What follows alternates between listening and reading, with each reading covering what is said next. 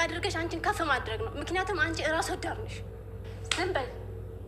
ትሰሚኛለሽ? ሁለተኛ እንደዚህ አይነት ነገር ስትናገሪ እንዳልሰማሽ። የቀረሽ ደህና ነኝ። ዛሬ ደግሞ አንቺም ደህና እንደሆንሽ በጣም ታስታውቂያለሽ። አዎ በጣም ደህና ነኝ። እድሜ ላንቺ። እኔ ምን አደረግኩኝ ብለሽ ነው?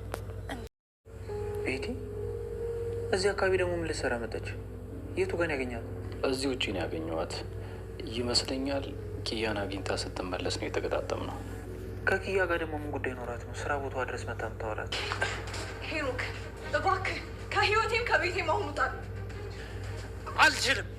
እኔ ከአንቺ ተለይቼ መኖር አልችልም። ኪያ ሰሞኛል። ሄኖክ ዳግመኛ ደግመህ የምትጠጋኝ ከሆነ ከዚህም ቤት ማትሄድ ከሆነ በዚህ ቢላ ወጋዋለሁ። ኪያ አሁንም ከህይወቷ የማይመላለሰው የሚያንዣብበው እንዳሞራ ሄኖክ አሁንም ሳታስበው አቤቷ ከቻያች ብሎላታል። ምን ታረገው ይሆን? ጽናት አሁንም ቤኪን በጣም ቀጥሮኛል፣ ጧት ልወጣ ነው ብላ ኪራ ከተኛበት ቀስቅሳ እናቶ ላብረን እንሄድ ቁርስ እንብላ ብላው ነበረ። ነገር ግን ኪራ በቅናት ስላበደ ወደዛ ከሄደ ደግሞ ሌላ ነገር እንዳያበላሽ አየኔ ሚስት አንቺ ብትሄጂ ይሻላል ብሏል።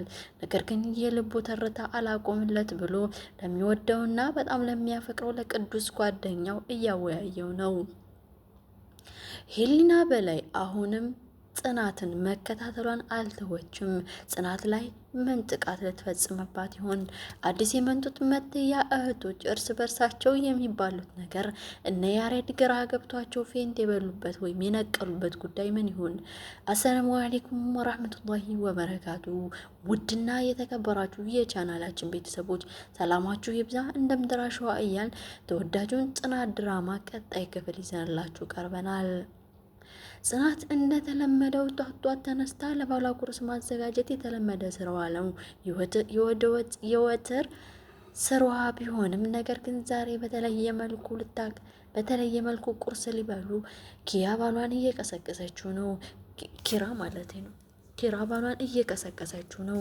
ነገር ግን ኪራ ተኝቶ ስለነበረ እኔ እኮ ከአንቺ እንቅልፍ አልወድም፣ ከአንቺ እንቅልፍ ደግሞ ከወጣሁኝ ሁሉ ነገር እየጨለመብኝ ይመስለኛል፣ አንቺን በማግባቴ ደስተኛ ነኝ ያለ ሁሌ የሚነግራትና ሁሌ የሚያሞግዛት ውድ ሚስቱ ጽናት ናት።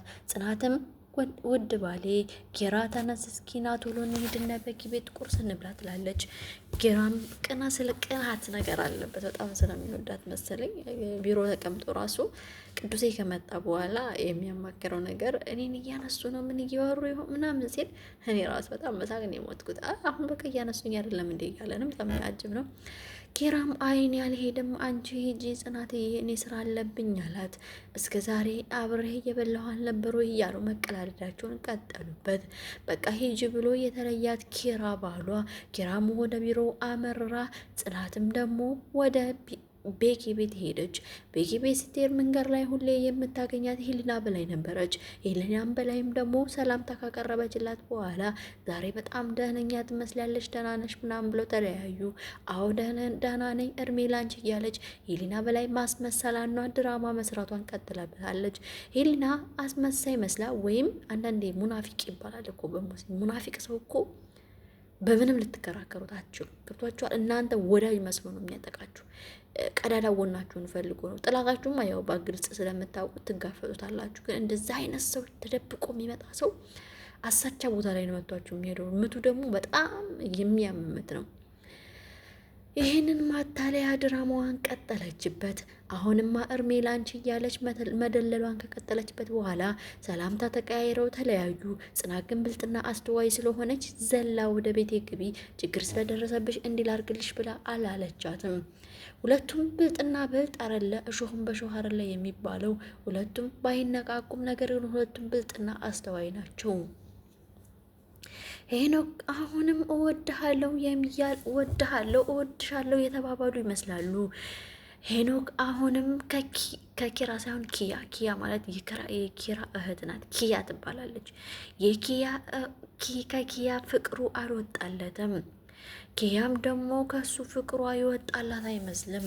ሰፈሩ ድረስ ሂዳ ለማግኘት ብላ እንግዲህ ሰው አንድ ካፈቀራችሁ በጣም ውስጣችሁ ገብቶ የሆነ ስስጥ አርጎ ከገባባችሁ ያ ነገር ከውስጣችሁ አይለቅም። እኔ በፍቅር ብቻ አይደለም ነገራችሁ፣ ስራ ራሱ ከልባችሁ ከተነሳችሁበት ማለት ነው በፍጹም ያን ነገር ግብዛት መቶ ወደኋላ አትመለሱም። ያ ነው መሰለኝ ኪያና የሄኖክ ፍቅር እንደዛ ነው የሆነባቸው። ኪያ ውስጧ ገብቶ የሰረጻት ነገር ወይም ውስጧን ስብርብር ያረጋት ነገር የሄኖክ ጉዳይ ነበረ። አሁንም ግን ሄኖክን ትወደዋለች። ሄኖክን በመውደዷ ማረጋገጫ ምንድን ነው? የእሱ ደህንነት ስላሳስባት ሰፈር ድረስ ሂዳ ደህና ነው ወይ በራሴ ላይ ምንም ጉዳት እንድትፈጥር አልፈልግም ብላ ሂዳ ልጠይቀው ነበረ። በመሆኑም ሄኖክ መንገድ ላይ ያገኛት። ኪያ እዚህ ሰፈር ምን ልታረጊ መጣሽ? እዚህ ሰፈር የምታውቂው ሰው የለም? የምትጠይቂው ከእኔ በስተቀር ምን ሆነሽ ነው ብሎ ጠየቃት። አዎ እውነትህን ነው። ሄኖክ ለመግደርደር ፈቅለገች፣ ግን አልተሳካላትም። ትንሽ ተግረደረደረች እና ተግረጨረጨች እና ከዛ በኋላ አዎ ሄኖክ አንተን ደህንነትህን ለማየት የመጣሁት በራሴ ላይ ምንም አይነት ጉዳትና እርምጃ እንድትወስድ አልፈልግም። ምንም ነገር ብትበድለኝና ብታስቀይመኝ፣ ነገር ግን በአንተ ላይ ምንም ነገር እንዲደርስብህ ወይም እንድጸጸት አልፈልግም። በእኔ ጉዳይ ምንም አይነት ህይወትህ ላይ መሰናክል እንዲደርስብህ አልፈልግም ትላለች። ሄኖክን በጣም ካዘነና በጣም እንደሚወዳትና እንደበደላት ከነገራት በኋላ ይቅርታ እንድታረግለት ጠየቃት። ነገር ግን እሷ አሁንም ፍቃደኛ አይደለችም። ይቅርታ ልታደርግለት በህይወትህ ነገር ምንም አይነት ጉዳይ እንዳትፈጽም፣ እኔም ሌላ አዲስ ህይወት ልጀምር፣ አንተም ህይወትህን ኑር፣ የሞቀ ትዳርህን አትበትን በማለት ነገረችው። የትኛው ትዳሬ ነው እኔም እንደማይበተን የምትነግሪኝ? ተይኝ፣ እኔ ከዚህ በኋላ እስኪ ተመልከችኝ። አንቺን ባደረግኩ ነገር እኮ እየተቀጣሁና እየተጸጸትኩ በአለንጋ እየተገረፍኩ ነው። ተጎሳቆ እያታየኝም ወይ አለ። እውነትም የተጎሳቆለ ፊትና የተጎሳቆለ ልብስ ለብሶ ትክክለኛውን ገጽታ ተጫውቶታል። በሌላ በኩል ሁለቱም መንትዮ እህቶች አሁንም ግራ ያጋቡት የሚገርም ነው የናቲ ጉዳይ። ናቲ በጣም ፈሪ ነበር፣ አሁን ግን ጀግና ሆኗል። ያሬዶ ደግሞ በጣም ፈክ ነው፣ በቃ ፈሪ ነው የሚያደርጋቸው የናቲና የያሬድ ጉዳይ። ያሬድ አሁንም አትላቀቀኝም። ይህች ሴት ምን አባቷ ነው? ጅኒ ነው ወይስ ሸይጣን የያዛት ወይስ ኤልቢስ ነው? ምን አለበት ወደሚያላቀቁት ቦታ በሄዳ ብትላቀቅ ሲል ይናገራል። መኪና እያጠቡ ስራ ቦታቸው አሁንም መጣች። መንትያ እህት ያላት ራሷ ናት የመጣችው። ራሷ ከመጣች በኋላ እኔ ይሄን እባላለሁ፣ እኔ እንደዚህ ነኝ እንደዚህ ነኝ ስትላቸው ናቲ ደፋሩና ቆራጥ ሆኗል።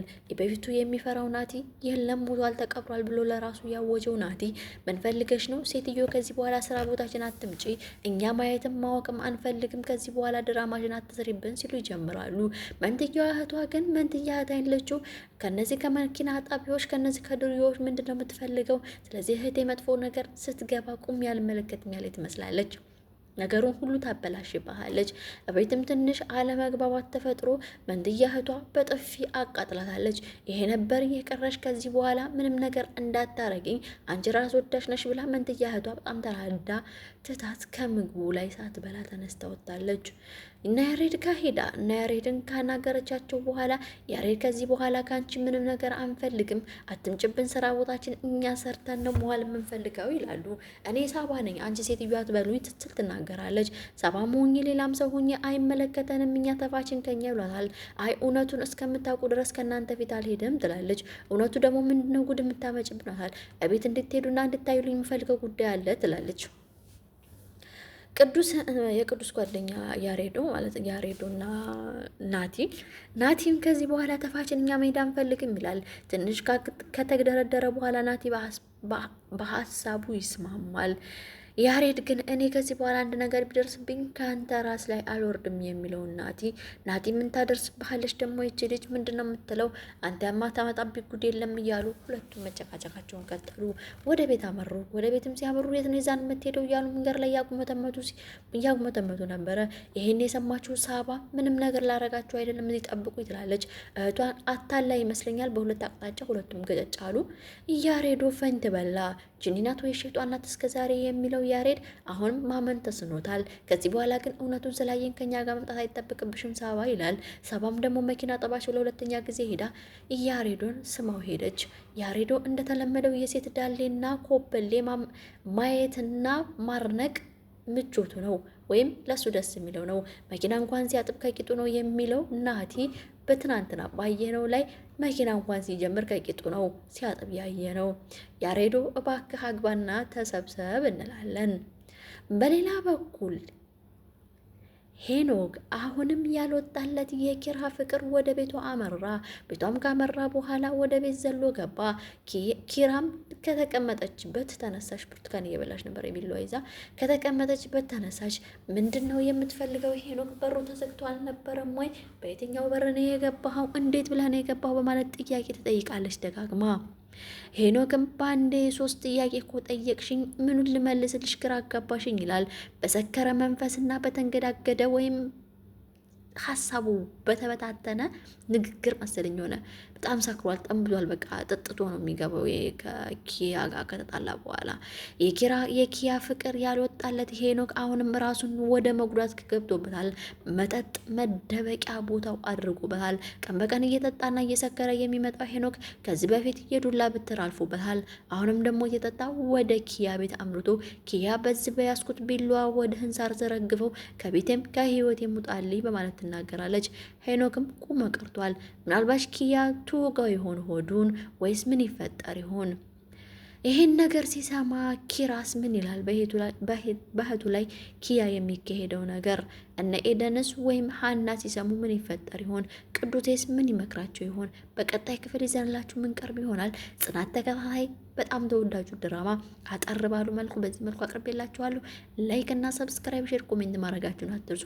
ለወዳጅ ዘመዶቻችሁ ሼር አድርጉላቸው። አሰላሙ አለይኩም ወራህመቱላሂ ወበረካቱ። በቀጣይ ክፍል እንገናኛለን።